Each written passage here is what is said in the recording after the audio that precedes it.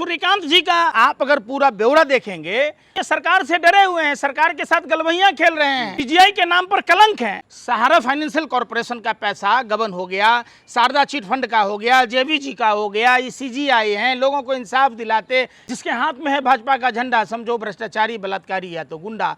नकली नोट छापने वाला में पकड़ा गया पंकज सिंह, कोई कार्रवाई हुई?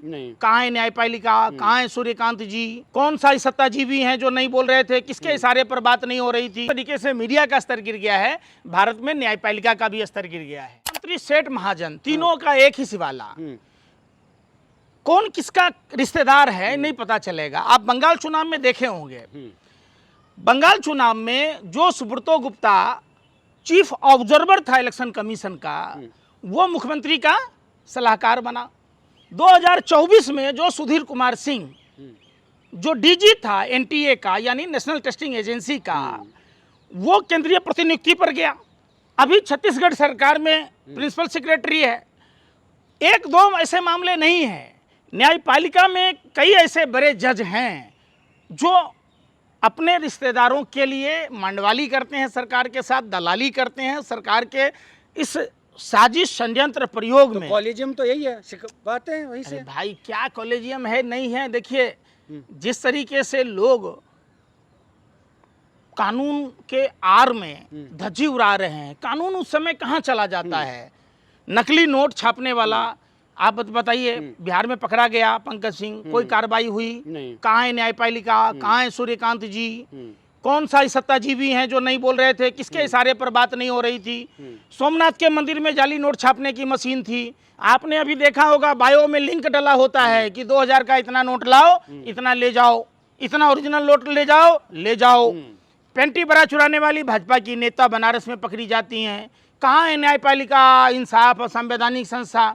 इस देश में जितना गोरे अंग्रेजों ने देश के, लेकिन मैं आपको बताऊं, कारवान जो एक चैनल है, मतलब वेबसाइट है, उसने रिपोर्ट छापी है। उसमें ये था कि जो सूर्यकांत हैं उन पर कई ऐसे भ्रष्टाचार के आरोप लगे थे, कर चोरी के आरोप लगे, उनको मुख्य न्यायाधीश बनाया गया। हाँ, इसीलिए तो बनाया गया। अरे भाई मैं कह तो रहा हूँ, हाँ।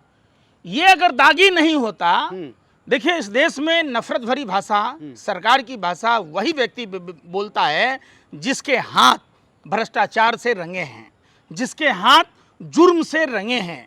तो सूर्यकांत जी का आप अगर पूरा ब्यौरा देखेंगे तो ये सरकार से डरे हुए हैं, सरकार के साथ गलवहियां खेल रहे हैं, और ये सीजीआई के नाम पर कलंक है। ऐसे लोगों को 2012 में इन पे आरोप लगा था कि ये रियल एस्टेट पे पैसे कम में वो चीजें बिल्कुल। अरे भाई कह तो रहा हूँ, सहारा फाइनेंशियल कॉर्पोरेशन का पैसा गबन हो गया, शारदा चिट फंड का हो गया, जेबीजी का हो गया, ये सीजीआई हैं, लोगों को इंसाफ दिलाते। आज कोई भी मुंह उठा के चलता है, जिसके हाथ में है भाजपा का झंडा, समझो भ्रष्टाचारी, बलात्कारी या तो गुंडा, चाहे वो न्यायपालिका में हो, विधायिका में हो, कार्यपालिका में हो, मीडिया जगत में हो। ये तो फिर वही बीजेपी की भाषा बोल रहे, जिस तरह से जब किसान आंदोलन कर रहे थे तब बोला था कि परजीवी हैं। तो भाई जेल चल जाएं अपने आप को, ये अपना परिवार तबाह कर लेंगे। अगर दलाली नहीं करेंगे तो ये सुरक्षित रहेंगे। सीजीआई रहते सस्पेंड हो जाते, जेल में होते।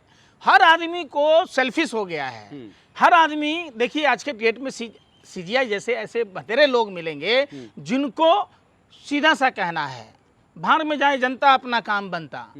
ज्ञानेश कुमार को देख लीजिए, बेटी मेघा रूपम नोएडा में है, रिश्तेदार वहाँ सहारनपुर में है, एक रिश्तेदार कहीं और है, ऐसा ही सब जी रहा है। लेकिन जब प्रधानमंत्री कह रहे हैं कि हम हर साल 2 करोड़ नौकरी देंगे, वही बेचारे लोग आज धक्के खा रहे हैं और वो परजीवी हो रहे हैं इनकी नज़रों में।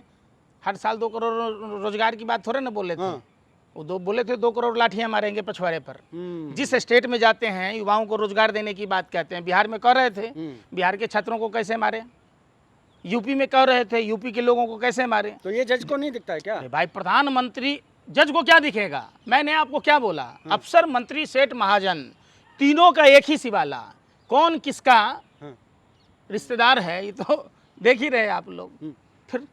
फिर ऐसी जनता का क्या जो लोकतंत्र पे उम्मीद रखती है, जिस सुप्रीम कोर्ट पर भरोसा जताती है कि जब भी कोई अन्याय होगा हमारे सामने सुप्रीम कोर्ट खड़ा है जहाँ से न्याय मिलेगा। देखिए ये कहने की चीज़ें हैं कि सुप्रीम कोर्ट है, सुप्रीम कोर्ट न्याय देगी, तो ये सरासर गलत है। अगर न्याय होता तो तमाम ऐसे देश में मुद्दे हैं जिसका न्याय मिला होता। न्याय नाम की चीज, अब जिस तरीके से मीडिया का स्तर गिर गया है, भारत में न्यायपालिका का भी स्तर गिर गया है। आप बताइए ना, एक दो जज नहीं है, 50 ऐसे जज हैं जो सरकार की दलाली कर अपने पूरे परिवार समेत सत्ता का सुख भोगा है। कभी बोला है सीजीआई?